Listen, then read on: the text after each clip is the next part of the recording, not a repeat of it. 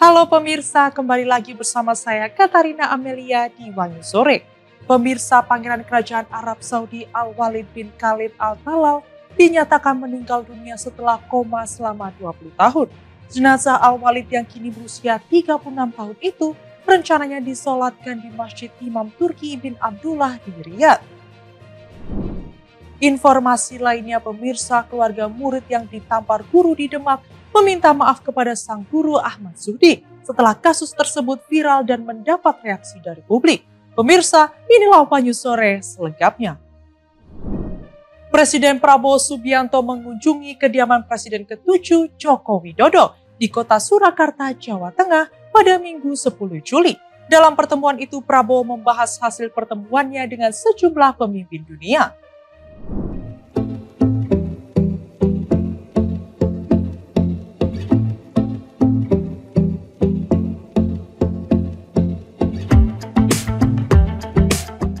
Presiden Prabowo Subianto melakukan kunjungan ke kediaman Presiden ke-7 RI Joko Widodo atau Jokowi di Sumber, Kota Surakarta, Jawa Tengah, Minggu 20 Juli 2025. Setibanya di Pangkalan TNI Angkatan Udara, Adi Sumarmo, Prabowo langsung bertolak menuju kediaman pribadi Jokowi di Surakarta. Tiba di lokasi, Prabowo disambut langsung oleh Jokowi dan Iriana Jokowi yang telah menunggu kedatangannya di depan pintu gerbang kediaman.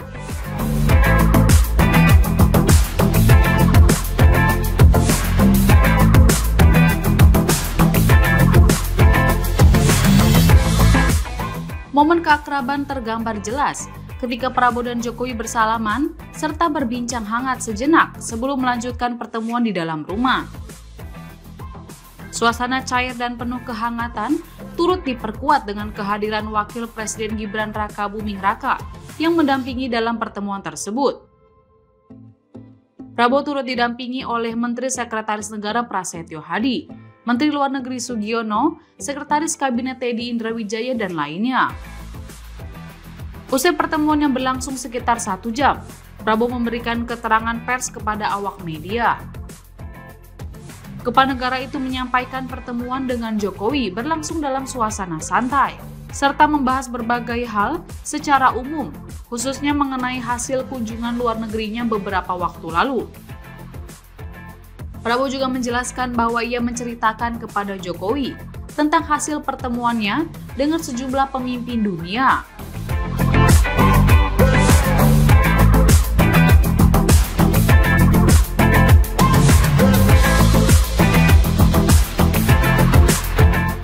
Tak hanya itu, Prabowo juga menyinggung peluang kerjasama dengan sejumlah negara, serta pentingnya peningkatan produksi coklat nasional.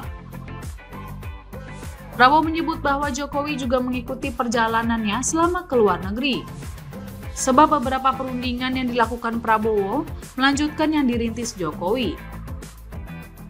Sebelumnya, Prabowo Subianto dan Gibran dijadwalkan hadir dalam Kongres Partai Solidaritas Indonesia atau PSI di Editorium UMS Solo. Diketahui Kaisang Pangarep terpilih kembali sebagai Ketua Umum PSI dalam kongres itu.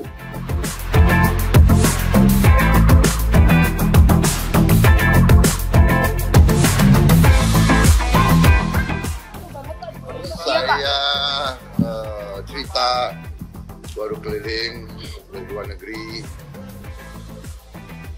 Ya, beliau juga mengikuti rupanya. Ya, saya ceritakan terobosan-terobosan yang kita dapat kemarin, terutama dengan Uni Eropa. Ya. 10 tahun perundingan akhirnya tembus. Kemudian saya ceritakan pertemuan-pertemuan di Brazil, BRICS, kemudian juga pembicaraan di Prancis, di London saya ketemu dengan beberapa pejabat, dan dengan Presiden Trump.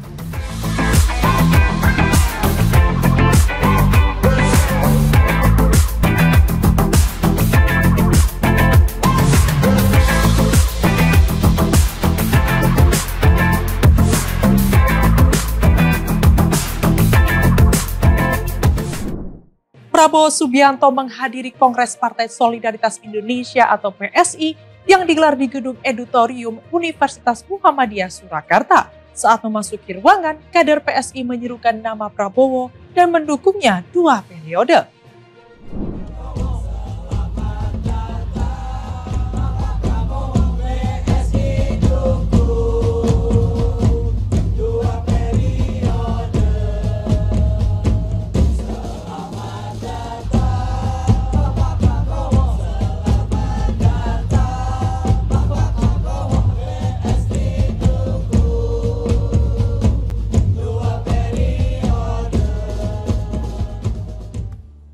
Presiden Prabowo Subianto tiba di acara Kongres Partai Solidaritas Indonesia atau PSI di Gedung Auditorium Universitas Muhammadiyah Surakarta, Minggu 20 Juli 2025. Prabowo yang didampingi Wakil Presiden Gibran Raka Buming Raka memasuki ruang Kongres sambil menyalami para kader PSI. Pada momen itu terdengar para kader PSI menyerukan nama Prabowo dan menyebut bahwa PSI mendukungnya 2 periode. Prabowo tampak tersenyum mendengarkan seruan kader PSI tersebut. Dia kemudian juga menyalami beberapa pimpinan dan elit partai yang tiba lebih dulu di arena Kongres. Beberapa elit yang tampak hadir pada kesempatan itu antara lain Ketua Umum Partai Golkar Bahlil Lahadalia, Ketua Umum Partai Amanat Nasional atau PAN Zulkifli Hasan, dan para pimpinan partai lainnya. Diketahui Prabowo memberi sambutan dalam acara Kongres PSI tersebut. Adapun Kongres PSI 2025 yang dihadiri oleh ribuan kader dari seluruh Indonesia itu digelar selama 2 hari pada 19 hingga 20 Juli 2025. Dari hasil Kongres hari pertama, putra bungsu dari Presiden ke-7 RI Joko Widodo atau Jokowi, Kaisang Pangarep, kembali terpilih sebagai Ketua Umum PSI periode 2025 hingga 2030 lewat proses voting secara daring atau e-vote yang dilakukan para kader. Kaisang sebagai calon petahana terpilih menjadi Ketua Umum PSI dengan perolehan suara 65,28%, mengalahkan calon Ketua Umum lainnya yakni Ronald Asinaga atau Broron dan Agus Mulyono Herlambang. Selain melakukan pemilihan raya dan penetapan ketua umum, Kongres PSI 2025 juga memiliki agenda besar, yaitu di-branding partai menjadi Partai Super TBK dan pergantian logo menjadi gajah berwarna merah hitam.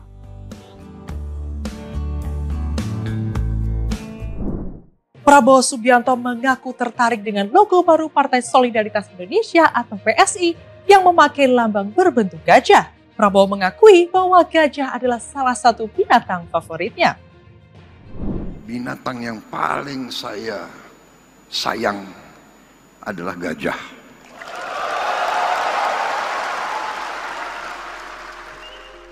Presiden Prabowo Subianto tertarik dengan logo baru Partai Solidaritas Indonesia atau PSI yang memakai lambang berbentuk gajah.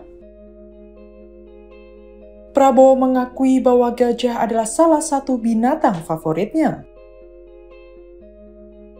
Hal itu dikatakan oleh Prabowo saat menyampaikan sambutan di acara penutupan Kongres PSI di Solo pada Minggu 20 Juli 2025. Prabowo awalnya berkelakar bahwa partai lain harus hati-hati dengan PSI karena logonya gajah.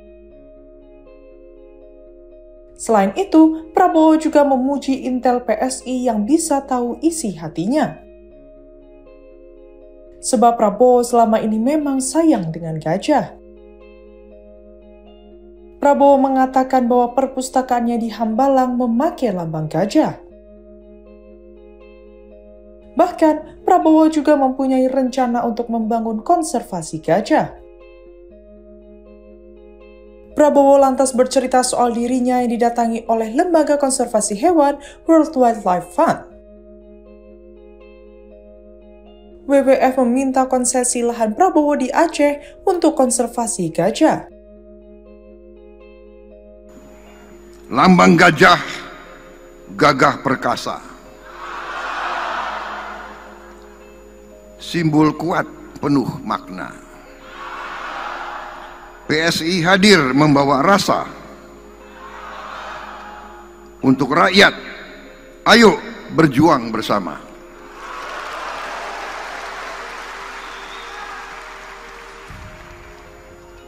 Ini partai-partai lain harus hati-hati kita nih, ya.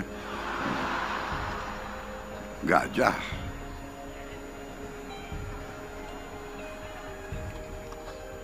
Saudara-saudara, saya tidak mengerti.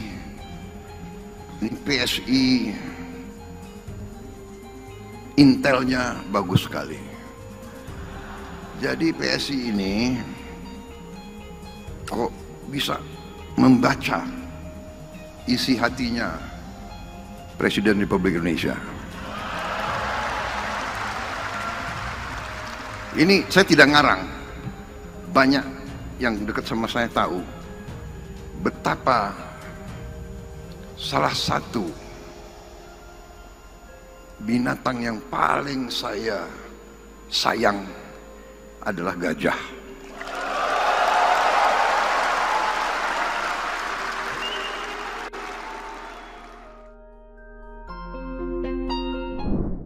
Kaisang Pangarep kembali terpilih menjadi Ketua Umum Partai Solidaritas Indonesia atau PSI. Putra bungsu mantan Presiden Joko Widodo itu menang telak dalam e-voting Kongres PSI 2025 di Solo, Jawa Tengah.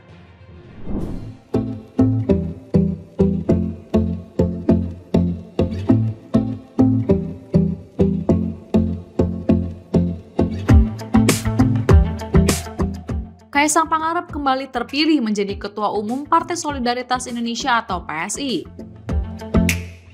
Putra bungsu mantan Presiden Joko Widodo atau Jokowi itu menang telak dalam e-voting Kongres PSI 2025 di Solo, Jawa Tengah. Kongres PSI digelar 2 hari, pada tanggal 19 hingga 20 Juli 2025 di Geraha Sababwana, Solo. Kongres itu menetapkan calon ketua umum yang dipilih melalui mekanisme pemilu raya.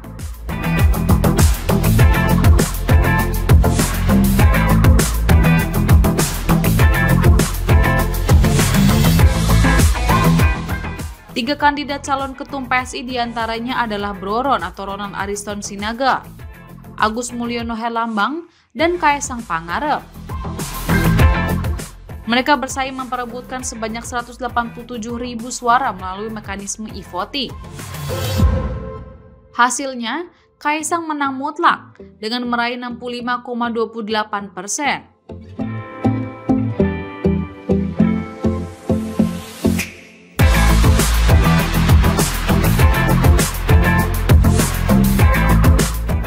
Selain menetapkan Kaisang sebagai ketum PSI periode 2025 hingga 2030, Kongres juga memperkenalkan logo baru. PSI yang di awal memakai logo merah, kini berganti dengan gajah kepala merah. Selain itu, nama PSI juga ada embel-embel lain memakai Partai Super Tbk.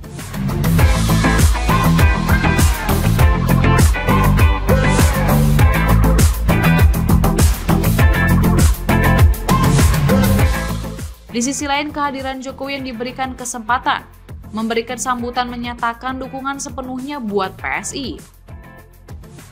Presiden 2 periode itu juga memuji performa PSI di pemilu 2024. Meski gagal lolos parlemen, karena hanya meraih 2,8%, PSI disebut Jokowi sukses bikin gebrakan. Namun, Jokowi mengingatkan agar PSI tak usah buru-buru mimpi bisa melenggang ke Senayan.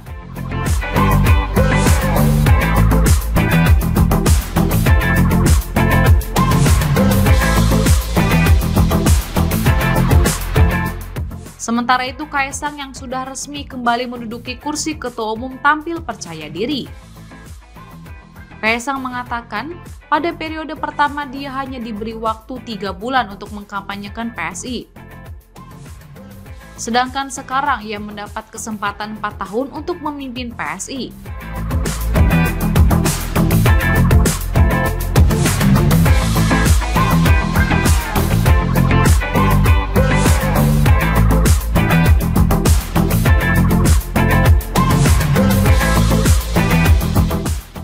periode yang lalu, saya hanya diberikan waktu 3 bulan untuk mengkampanyekan PSI.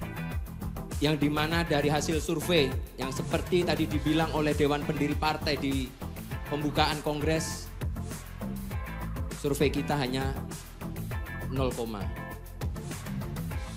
seluruh kerja keras dari para anggota kader PSI di Pileg 2024 saya apresiasi sebesar-besarnya karena ada peningkatan 100% di tingkat DPRD tingkat 1 maupun 2. Periode yang lalu saya cuma punya 3 bulan, sekarang saya punya 4 tahun.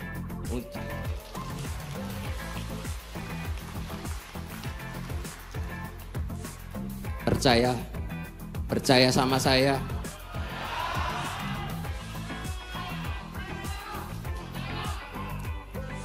Mungkin orang menganggap kita masih gajah yang kecil, tapi gajah yang kecil itu tetap besar. Jadi lihat nanti.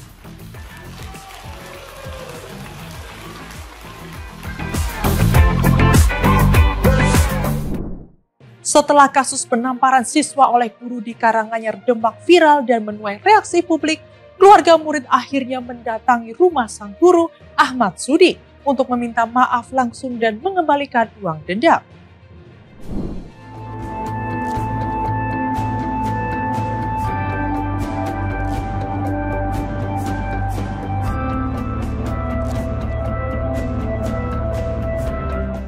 Setelah viral dan menuai reaksi luas dari masyarakat, keluarga seorang siswa di Karanganyar Demak akhirnya mendatangi rumah sang guru Ahmad Zudi untuk menyampaikan permintaan maaf secara langsung.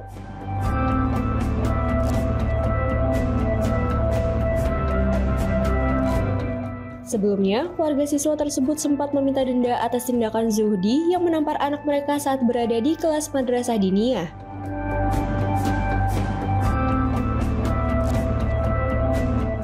Kedatangan keluarga siswa ke rumah guru tersebut didampingi sejumlah kerabat.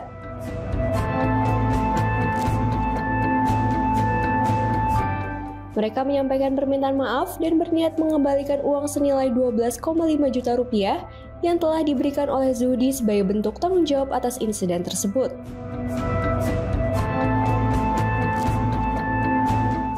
Keluarga menyebut bahwa ibunda siswa sangat terpukul akibat tekanan dan kecaman dari masyarakat serta media sosial.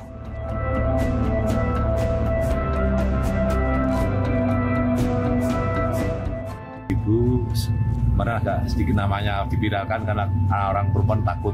Ya takut gimana lah sama orang perempuan. Tapi niatnya kesini ikhlas, minta maaf keluarga Pak Yudi dan beserta mau mengembalikan uangnya yang dikasih 12,5. Dulu viralnya kan 25, nah ternyata memang yang diterima kita 12,5 nggak 25, mau dikembalikan tadi. Tapi di pihak Yudi, Legowo tidak mau menerima, diikhlaskan. Namun, niat tersebut ditolak secara halus oleh Ahmad Zudi yang menyampaikan telah mengikhlaskan uang yang diberikan dan memaafkan pihak keluarga.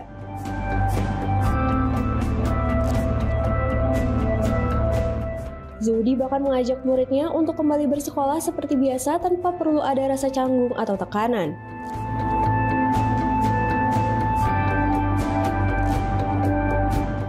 Zudi sama Bu Malimah sudah melakukan islah. Tadi ada sempat poin-poin yang diberikan. Yang poin pertama terkait dengan minta maaf, yang kedua yaitu poin terkait dengan keinginan Bu Malimah untuk mengembalikan. Tapi dari keluarganya Pak Yudi menolak, biasanya sudah ikhlas diberikan kepada Bu Malimah kan gitu. Tadi berjalan seperti apa? Berjalan tadi alhamdulillah lancar, saling memaafkan kedua belah pihak dan tidak ada efek ke belakang, tidak ada dendam, dan biasanya dari pihak Bu Malimah sangat menyesali terkait dengan kejadian seperti ini. Dan saya harapkan kepada semua masyarakat dan semua di media sosial menyeterilkan perkara ini karena perkara ini sudah selesai kan. Oke. Untuk tadi anaknya sempat nggak mau sekolah ya? Ya, sempat itu karena mungkin trauma ya Mas ya, tapi alhamdulillah kemarin juga sudah mulai masuk lagi. Sudah mulai masuk? Iya, mulai masuk lagi. Oke. Ada lagi mungkin ada harapannya Mas terkait setelah pelajaran hari ini? Oke, baik. Terima kasih. Untuk harapannya ke depan, semoga kejadian-kejadian seperti ini, konflik atau permasalahan antara guru dan murid atau sampai seperti ini lagi tidak terulang. Jadi untuk pembelajaran untuk para guru juga lebih menahan untuk emosi dan murid juga untuk berlatih bersama. Dan semoga ini adalah terakhir kejadian antara murid dan guru. Gitu. Kasus guru madrasah yang menampar siswanya ini sempat viral dan menjadi perhatian publik. Tidak hanya warga biasa, sejumlah tokoh seperti Ketua DPRD Demak Zainul Fatah dan pendakwa Gus Miftah juga turut menyuarakan dukungan. Gus Miftah bahkan membantu membayar denda yang diminta keluarga siswa dan memberangkatkan Zuhdi beserta istrinya untuk menunaikan ibadah umroh ke Tanah Suci.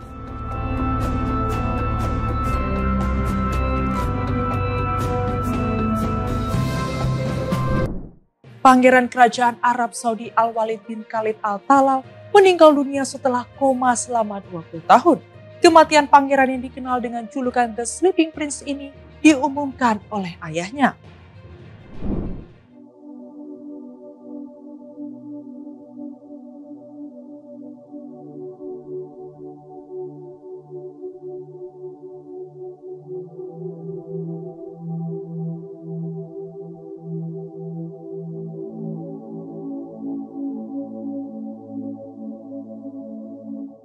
Pangeran Kerajaan Arab Saudi Al-Walid bin Khalid Al-Talal meninggal dunia setelah koma selama 20 tahun.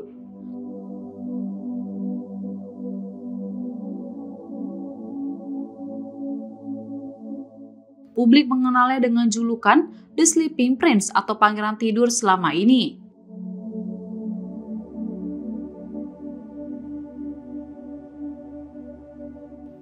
Kematian Al-Walid diumumkan oleh ayahnya, Pangeran Khalid bin Talal, dilansir Saudi Gazette.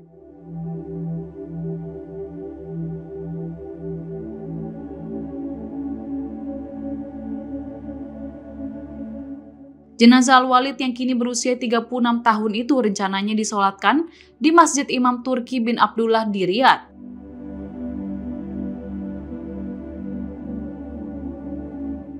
Diketahui Al-Walid koma sejak tahun 2005. Setelah kecelakaan mobil yang mengakibatkan pendarahan otak parah dan cedera internal.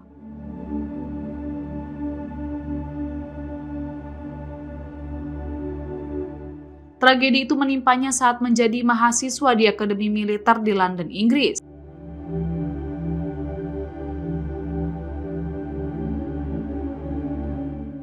Setelah kecelakaan tragis itu, Al-Walid dirawat di King Abdulaziz Medical City di Riyadh. Selama itu pula, dia hidup dalam koma dan dengan dibantu alat medis.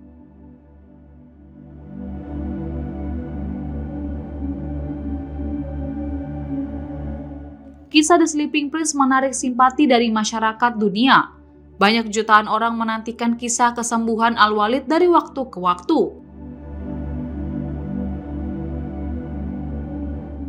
Selama 20 tahun Khalid menolak pencabutan alat-alat dukungan kehidupan untuk anaknya. Dia meyakini bahwa masih ada harapan bagi putranya untuk pulih.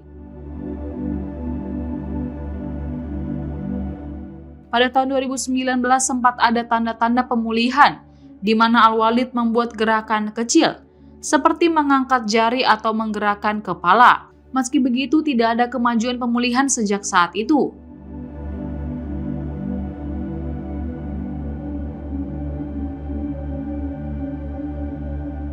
Sebagai informasi, Al-Walid adalah cicit dari Raja Abdul Aziz, pendiri Kerajaan Arab Saudi. Status cucu dari Pangeran Talal bin Abdul Aziz membuat Al-Walid sebagai bagian dari garis keturunan langsung keluarga kerajaan. Lionel Messi mencetak 2 gol saat membawa Inter Miami menang telak 5-1 atas New York Red Bulls di lanjutan MLS 2025. Brace tersebut mengantar Messi menyalip Cristiano Ronaldo dalam rekor gol tanpa penalti dengan total 764 gol.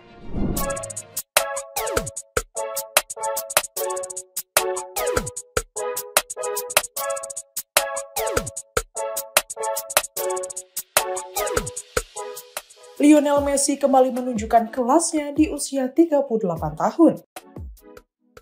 Mega bintang asal Argentina itu mencetak 2 gol saat membawa Inter Miami menang telak 5-1 atas New York Red Bulls dalam lanjutan Major League Soccer 2025 pada Minggu 20 Juli pagi waktu Indonesia Barat.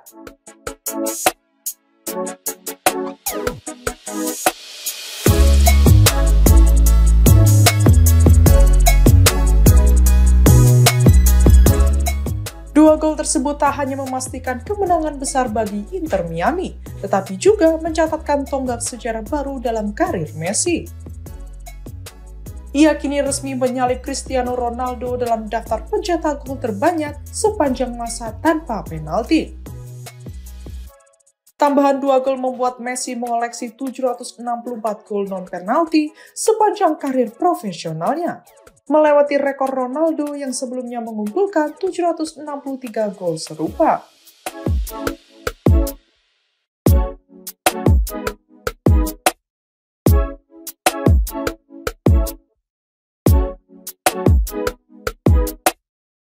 Menariknya, Lionel Messi berhasil menyalip torehan rival lamanya itu dengan jumlah pertandingan yang jauh lebih sedikit, yakni 167 laga lebih cepat dibanding Ronaldo. Di Liga Amerika sendiri, Messi tampil semakin tajam musim ini. Ia sudah mencetak 18 gol, menyamai perolehan Sam Zurich dari Nashville SC di papan atas daftar pencetak gol terbanyak atau Golden Boot MLS 2025.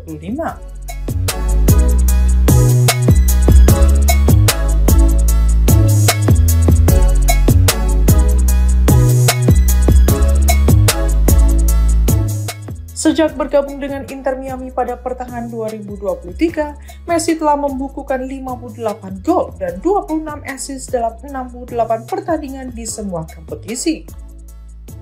Catatan ini menempatkannya sebagai salah satu pemain paling produktif di kompetisi Amerika Serikat.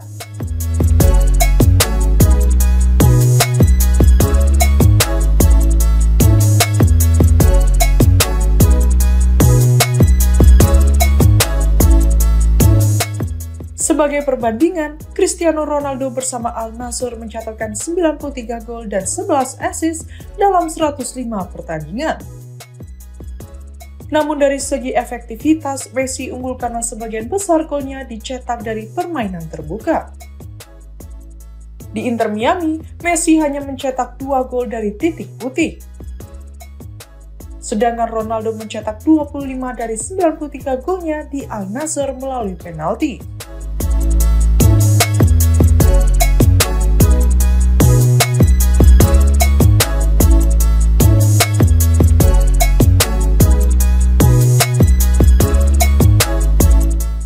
Meski tak lagi bersaing dalam perebutan Ballon d'Or dan rivalitas keduanya sudah mereda secara personal, Messi dan Ronaldo tetap menjadi dua ikon besar yang selalu dibandingkan oleh penggemar. Setiap gol, assist hingga statistik kecil sekalipun terus menjadi bahan perdebatan yang membakar antusiasme dunia sepak bola.